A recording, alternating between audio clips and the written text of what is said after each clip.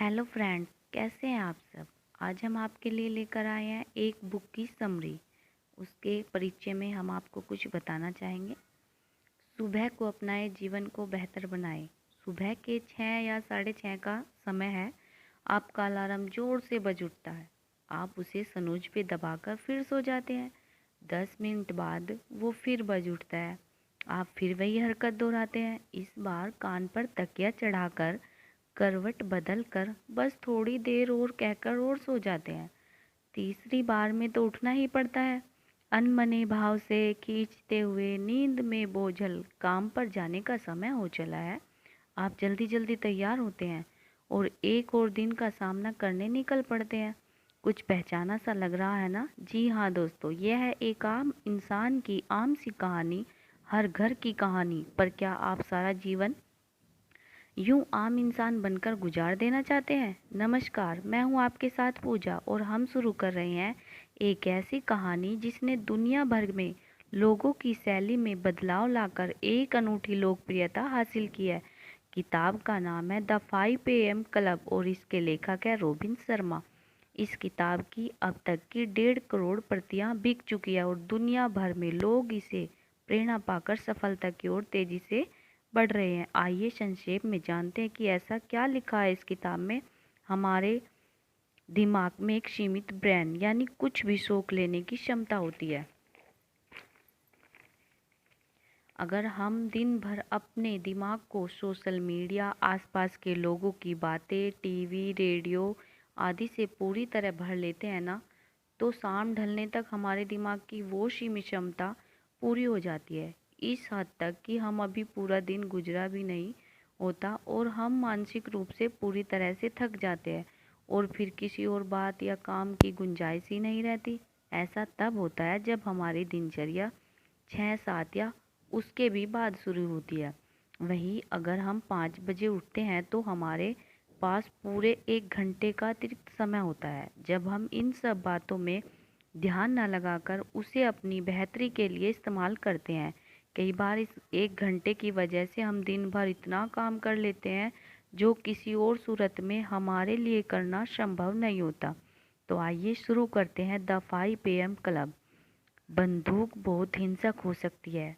गले का फंदा पुरानी बात हो गई और चाकू से कलाई काटना बहुत तकलीफ दे होगा।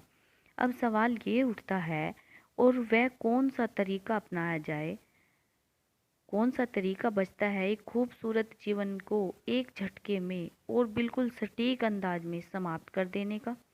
कोई ऐसा तरीका जिससे गंदगी कम हो पर असर तगड़ा दिखे। बात हो रही है एक उद्यमी महिला की जो अपनी सफलता और नेतृत्व के लिए पूरे समाज में जानी जाती थी।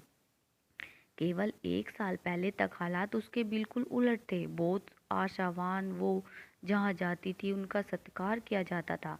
लोगों के मन में उनके लिए प्रेम और सम्मान दोनों हुआ करते थे।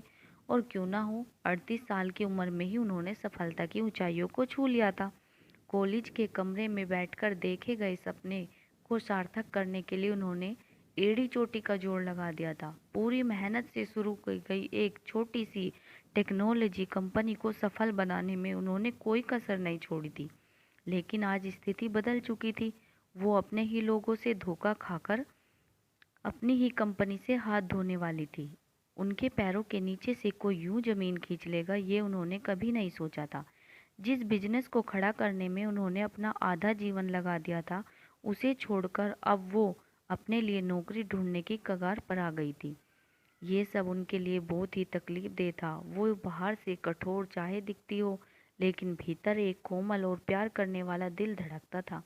ऐसे में उन्हें लगता था कि मानो उन्हें ये धोखा खुद उनकी जिंदगी ने उन्हें दिया हो।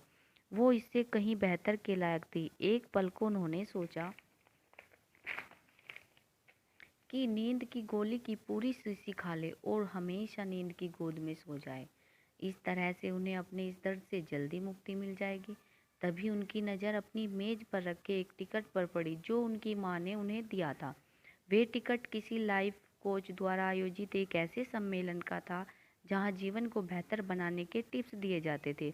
वो अक्सर इस तरह के नाटकीय सम्मेलन का मजाक उड़ाया करती थी, साथ ही उन लोगों का भी जो वहाँ जाने की ज़रूरत महसूस होती थी। करते थे। उन्हें लगता था ऐसी जगहों पर यही सब दोहराया जाता है जो हम पहले से जानते हैं, पर इस टिकट को देखकर वो सोच में पड़ गई। उनके सामने बहुत सारे विकल्प विकल्प तो थे नहीं। या तो वो उस सम्मेलन में जाकर कोई बहुत बड़ा सबक सीख आती या फिर लौटकर अपनी जान दे देती। आगे क्या हुआ जानेंगे अगले वीडियो में। तब तक के लिए नमस्कार, टाटा, बाय बाय।